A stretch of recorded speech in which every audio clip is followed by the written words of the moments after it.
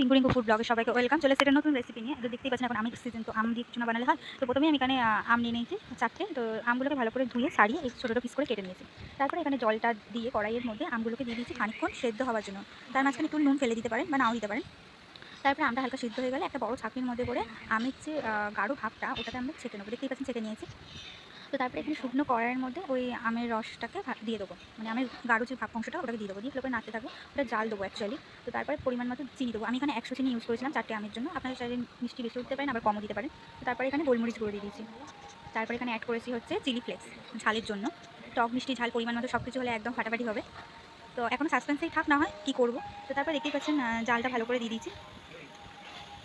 তো তারপরে দেখতে পাচ্ছেন আঠালো আঠালো ভাবটা এসে গেছে। আপনি বুঝবেন কী করে যে এটা হয়ে গেছে একদম। তো একটা বাটির মধ্যে ছোটো চামচে করে নিয়ে ফেলে দেখবেন অল্প বাটিতে। তারপরে বাটিটা আর করে দেখবেন গড়িয়ে পড়ে আসছে কিনা। যদি দেখেন যে গড়িয়ে পড়ে আসছে না, তাহলে ভাবেন হয়ে গেছে। তো থালার মধ্যে এখানে ক্লিপটা নেওয়া হয়নি প্রথমে, থালার মধ্যে ভালো করে আগে সাদা তেল মাখিয়ে নেবেন।